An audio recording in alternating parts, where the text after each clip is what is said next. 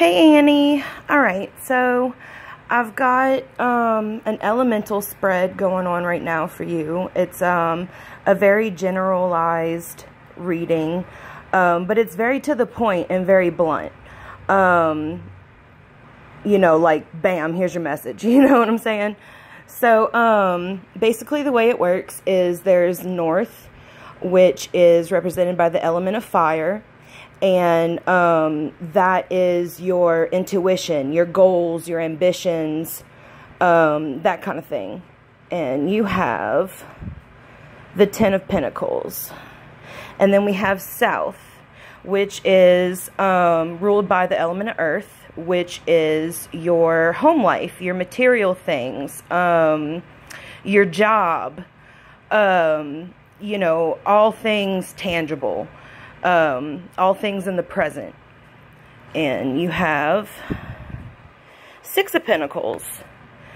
Okay, so East, well, first, East is represented by the element of air, and that represents the mind, your intellect, conversation skills, that kind of thing. And you have the Wheel of Fortune. And then West is ruled by the element of water, and that is your emotions, your feelings, relationships, that kind of thing. And you have the Knight of Swords. King of Swords. Yeah, Knight of Swords reversed. King of Swords, sorry. King of Swords reversed. Alright, so as I'm looking at these together, I'm noticing there's Pentacles here, which that's, you know, that's going to be like financially goal-oriented cards. Seeing Swords usually represents conflict, but,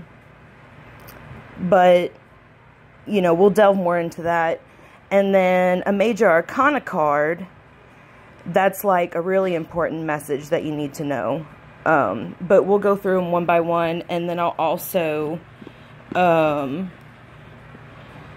read from the book to give you better understanding. Hold on, let me pause this. Okay, so first we're going to start north. Alright, Ten of Pentacles. 10 usually represents completion of some kind, abundance. It can also mean, and being that it's in the north, it's in the area of goals and ambitions. I'm seeing that, you know, you're wanting to strive forward financially, whether that be in your career or, you know, any other endeavors that you're doing on the side. But I'll go ahead and read from the book on that. Partially because I just love this author, and he's great.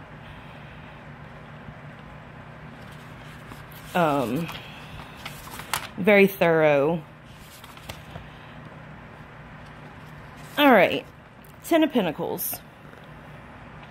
The Ten of Pentacles symbolizes the stability that comes from grounding oneself in tradition and family. Here the themes of home and family play roles of both financial and physical support. Family members help one another, give advice, and give support. Loans can also come from family or old money. In situations, this card highlights the support that can come from external sources.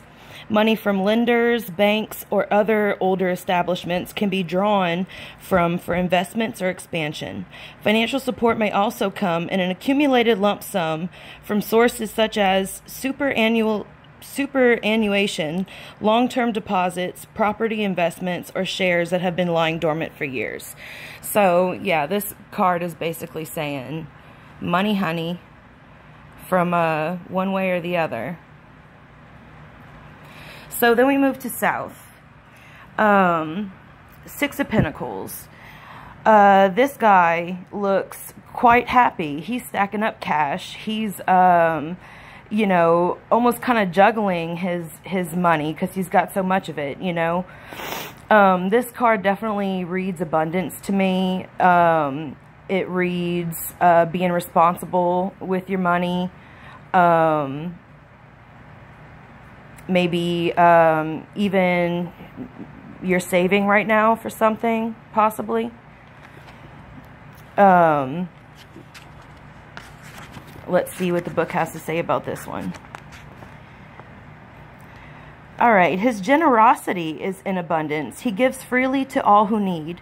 Charity and generosity will fill your heart and overflow. You could be the giver or the receiver in this situation, as wealth is shared for all to enjoy. Those in need will receive what is due to them and more. Helping hands will extend from nowhere and help you along in your career. Problems will be solved for you and paths will be cleared of bumps and hurdles. Promotions from above will bring you closer to your goals. Family members may share their winnings. Partners may invest more of their time or themselves in relationships. Whatever your pleasure may be, there it will be in abundance. So, excellent, excellent. Love it. All right, now in the East position, we have the Wheel of Fortune. And this signifies a completion, but also a beginning.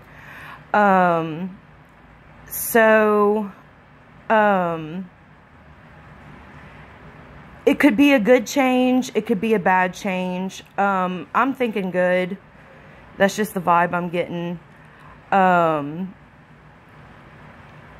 Because obviously in these other two cards here, you know, your luck seems to be on the good side. So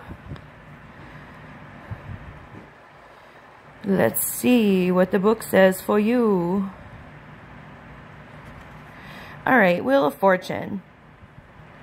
When this card is drawn, it signifies a time of strange coincidences, fortunate meetings, lucky moments, and chance occurrences, all of which put a positive spin on your life. In case of an individual, this card may embody an old friend, a lost flame, a benevolent patron, or a caring soul, which makes sense because this is in the field of communication and matters of the mind and intellect. Let's see. In terms of situations, this card shines a positive light on any outcome, and usually with abundance. The wheel will spin a full cycle, and at the end of your journey, you will start afresh with something new. Awesome. Beautiful reading so far. And last but not least, we have the King of Swords reversed. And this is in the area of emotions, relationships.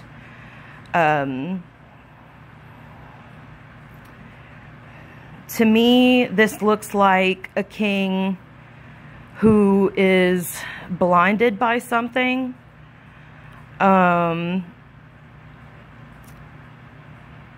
He is sure of himself, but maybe one-track mind. I don't know. Let's see what the book says, because I don't want to speculate too much.